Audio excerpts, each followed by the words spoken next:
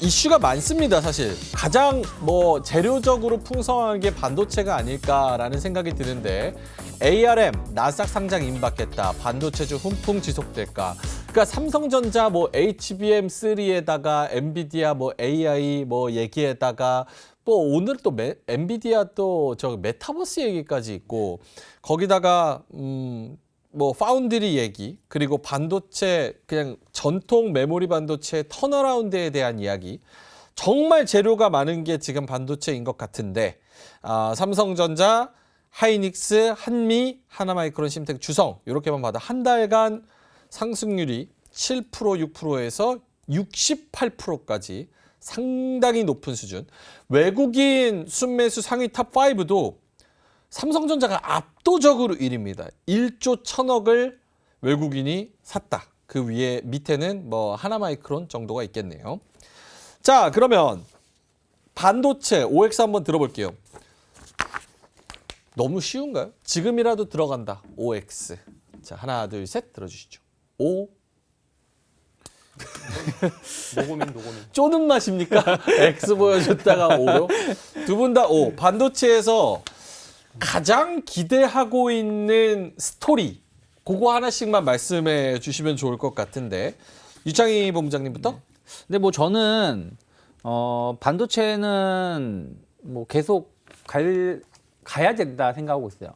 반도체가 안 가면 우리나라 시장이 못 가기 때문에 반도체는 계속 가야 된다 생각 좀 하고 있고, 최근에 좀 에너지를 좀 많이 모았다 생각 좀 하고 있어요. 한 달 반 정도 반도체가 못 갔죠. 오늘 올라왔는데 오늘같이 계속해서 연속적으로 상승할지 여부는 봐야 되겠습니다만은, 어쨌든 반도체는 좀 조정이 나오면 모아갈 수 있는 섹터 중에 하나가 아닐까 판단하고 있고, 저는 ARM 상장은 큰 영향은 별로 투심은 좀 회복될 수 있지만 이것이 주가 지수를 엄청나게 끌어올릴 만한 요소는 오늘 하루로 끝나는 것이 아닌가. 왜냐면 어저께 이제 오늘부터 거래가 되죠, 미국에서.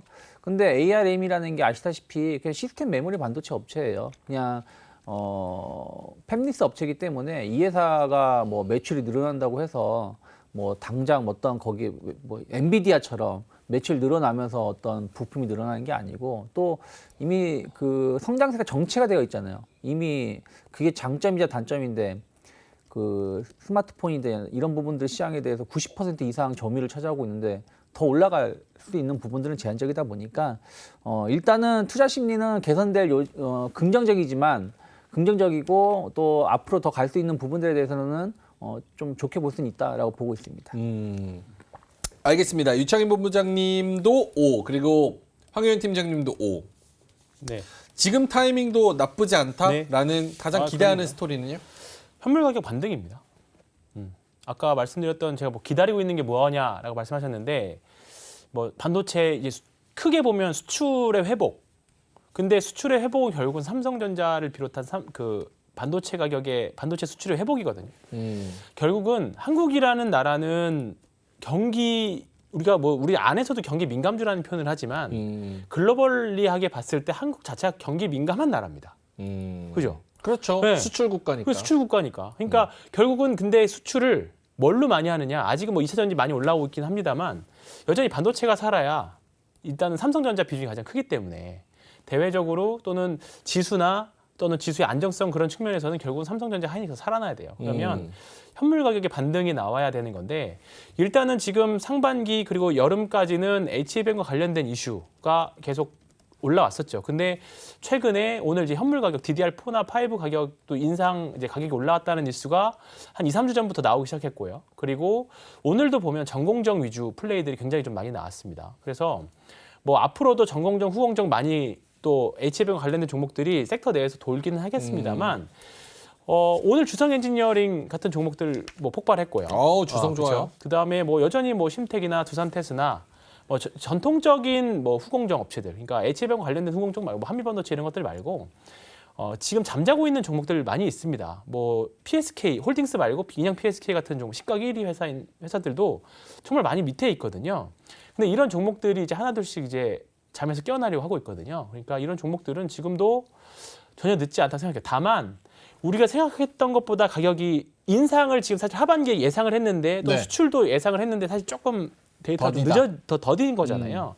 요거에 대한 리스크는 좀 있는 것 같아요. 그래서 저는 모아가는 거 별로 안 좋아해요. 모아가는 거 별로 안 좋아하고 째려 일단 추세 살아있는 것 중에서 가는 말에 올라타는 거를 좋아하거든요. 그거 충분히 신성 델타테크처럼. 그런 건 안 해요.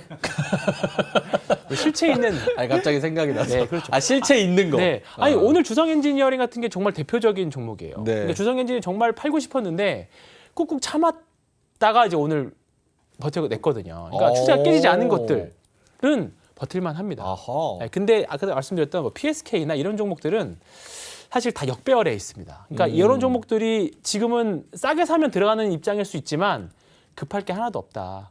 지금 쭉 반도체 전공정이나 후공정, 뭐 HBM도 마찬가지로 쭉 보시다가 정배열되어 있는 종목들이 있습니다. 이게 보면 우리가 투자자분들이 다 보시는 게 예를 들어서 PSK 같은 거 지금이 바닥이라고 생각해서 싸서 확 치고 올라가면 정말 짜릿짜릿하고 아 정말 주식 싸게 잘 샀다라고 할 수 있지만 이 과정이 더 옆으로 늘어질 수 있는 가능성은 충분히 있어요. 그렇기 때문에 바닥을 이거 지수도 마찬가지예요. 네. 바닥을 확인하고 어느 정도 비싸게 사더라도 추세를 확인한 이후에 사는 게 개인 투자자들한테는 기회비용 측면에서는 훨씬 더 좋습니다. 그러니까 지금 여러분들이 하실 거는 저도 매일 밤마다 보는데 지금도 보면 제가 이제 요 정배열 내에서만 뽑는 종목들을 보면 여전히 50개에서 많게는 100개씩 매일 나와요. 여전히 매매할 종목들도 많이 있고요. 네. 충분히 많이 있습니다. 그러면 우리가 종목 뭐 100종목 나온다고 해서 다 사는 거 아니잖아요.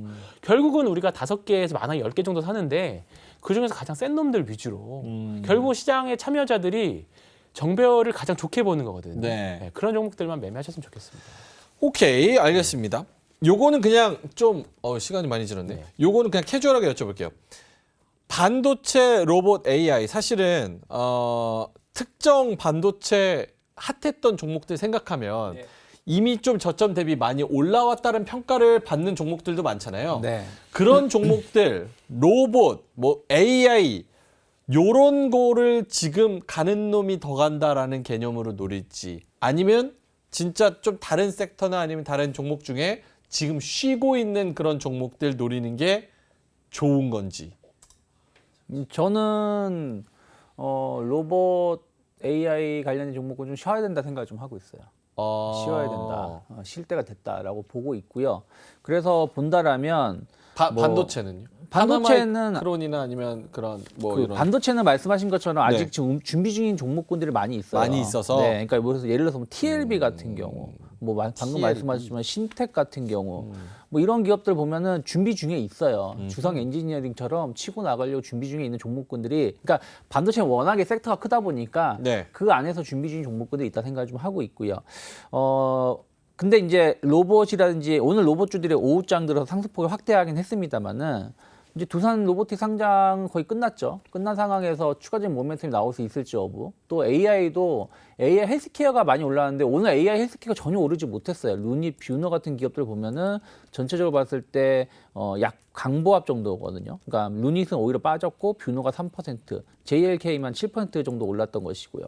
그리고 AI 그 제약 바이오주들도 약간 당뇨 비만 관련된 기업들이 최근에 이번 주만 본다라면 지난주까지는 좋았지만 이번 주만 본다라면 힘을 조금 잃어가고 있는 부분들이 좀 있습니다. 그래서 이런 기업들이 물론 기술적 반등이 한 번 정도는 세게 나올 수 있겠지만 추세로 갈 수 있을까 여부는 저는 좀 의구심이 좀 있습니다. 그래서 만약에 본다라면 뭐 중국 소비주들 의외로 좀 힘 모으고 있는 기업들도 있다 생각하고 있고 또 자동차라든지 그리고 뭐 반도체 종목별로 좀 대응하시는 게 조금 모아가신다라면 그런 게 맞지 않을까 판단하고 있습니다. 중국 관련 소비주, 반도체 좀 덜 오른 거 시동 걸고 있는 시동. 관련주, 자동차. 네. 자동차. 네. 자동차. 항상 언제 가요, 자동차? 곧 갈 거예요. 곧 갈 거예요. 네, 알겠습니다. 지금 한 달 반 에너지 모았어요. 근데 에너지 모으고 있는 건 좋은데 갈 때 갔어야 되는데 못 가니까 계속 안 좋은 뉴스들 나오고 그런 막 이런 것들이 게. 안 좋은 뉴스는 없어요. 안 좋은 뉴스 없어요? 수요 둔화. 그거는 수요 둔화가 아니에요. 오, 그래요? 네. 한번 우리 날 잡아서 자동차 특집 할까요? 하시죠. 어때? 자동차 안에서 이렇게 CG 같은 거 해가지고 그 안에서 타가지고 이렇게 택시 개념으로. 알겠습니다. TLB, 심텍, 반도체 종목 말씀해 주셨고 황유현 팀장님이 것 보신다면 종목까지 같이 좀 뭐 할 것 같습니까? 주성 그거는 오늘 슈팅 가버렸고 가버렸고 바이오 해야죠. 바이오. 네. 그 빼고 반도체 빼고 한다면 지금 사실 다른 바이오 되게 좋아요. 오늘 SK 바이오팜도 급등했고, 네, 최근에 한올 바이오파마도 급등했고, 뭐 변동성이 굉장히 심하기는 해요. 박셀 바이오 같은 것도 변동성이 굉장히 심하고, 뭐 몇몇 종목들은 유상증자 해가지고 조금 세게 얻어 터지는 것도 나오고 그러기는 합니다만, 지금 큰 형님들이 되게 단단합니다. 유한양행, 한미약품, 종근당, 동아ST 이런 종목들을 보면 네. 최근의 주가 흐름들을 보면 한 3, 4년 동안은 정말 재미없었어요. 에너지를 모았다고 하는 건 전 이런 걸 에너지 모았다고 생각을 합니다. 그러니까 코로나 시기 때는 제약바이오가 움직이긴 했습니다만 코로나와 관련된 종목들만 움직였었어요. 근데 그 당시에 제약바이오가 이런 애들이 대형 제약사들이 움직였느냐? 아니거든요. 근데 이제 그 종목들이 지금 다 뭔가 바닥에서 거래량까지 터뜨리면서 오늘 SK 바이오팜 같은 경우에는 뭐 이슈가 있었지만 거래량도 나오고 이제 바닥에서 깨어나는 흐름이 명확하게 명징하게 보이거든요. 그렇기 때문에 결국은 금리가 이제 거의 고점 수준이고 한다라고 하면 성장주의 한국 시장의 성장주 대표는 바이오거든요. 코로나 이후에 하셨던 분들은 그 화려했던 바이오장을 아직 경험을 못 하셨을 건데 충분히 해보실 만한 종목들이 많이 있습니다. 시간이 오고 있다. 네. 두 분 다 좀 기다리고 계시네요. 자동차, 바이오 이렇게. 바이오는 이미 왔죠. 움직이고 있잖아요. 근데 아니 제가 시간이 없어가지고 제가 오늘 여쭤보려고 그랬던 건 뭐였냐면 네. 바이오 관련해서 오늘 같이 이렇게 좀 외국인이 들어오고 분위기 좋아가지고 쭉 가는 날은 진짜 제대로 가는 날은 역시나 반도체 2차 전지가 좀 가고 그렇죠. 바이오가 약간 쉬어주는 움직임. 그렇다고 보면 역시나 바이오는 조금 지지부진한 하락장 여기서 힘받는 종목들이 아닌가. 그러니까 쫙 갈 때 바이오가 주도해서 쫙 올려야 이게 찐반 아닌가? 근데 오늘은 기술적 반등이라니까요.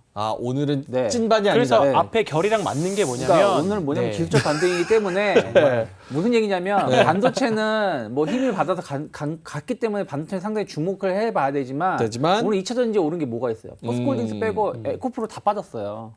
엄밀히 따지면 빠지진 않고 재미는 없었죠. 네, 아니, 그러니까 강보합이잖아요. 네. 그러니까 한마디로 무슨 얘기냐면 오늘은 그동안 많이 하락한 종목이 그냥 올라오는 기술적 반등, 낙폭가대 종목이 올라오는 기술적 반등이었다 생각하고 있고 바이오주도 그래서 오늘 못 간 종목이 탈락한 종목이거나 오늘 못 간 종목이 아니다라고 말하기는 그렇다는 거죠. 알겠습니다. 이로운 경제 채널 EBC